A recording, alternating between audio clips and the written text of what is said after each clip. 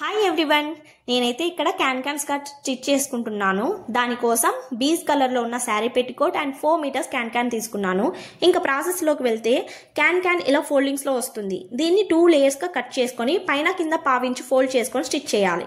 ఎందుకంటే క్యాన్ కొంచెం హార్డ్గా ఉంటుంది. జార్జెట్, సాటిన్, చిఫాన్ లాంటి వాటికి తగిలితే పోగుల కింద వస్తుంది.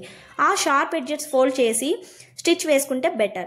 నెక్స్ట్ వచ్చేసి క్యాన్ అంతా నేను చూపిస్తున్న విధంగా ఫోల్డింగ్ వేసుకొని స్టిచ్ చేసుకొని పక్కన పెట్టుకోవాలి. శారీ పెట్టికోట్ లెంత్ ఎక్కువ ఉందని కట్ చేసా. నెక్స్ట్ 2 ఫోల్డింగ్స్లో వేసి అదంతా స్టిచ్ చేయాలి.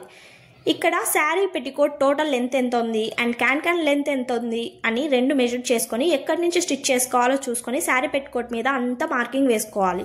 నెక్స్ట్ శారీ పెట్టికోట్ రైట్ సైడ్లో పెట్టి దాని మీద క్యాన్ ఫోల్డ్ చేసి స్టిచ్ చేసాం కదా, ఆ ఫోల్డింగ్స్ లోపలికి వెళ్ళేలా పెట్టి కంప్లీట్గా స్టిచ్ చేస్తే can skirt ready.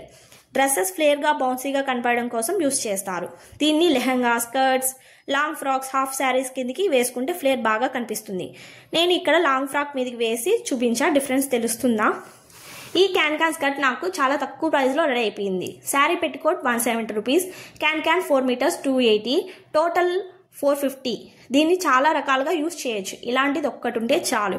If you like this video, please like, share and subscribe for more videos. Thanks for watching. By YouTube family.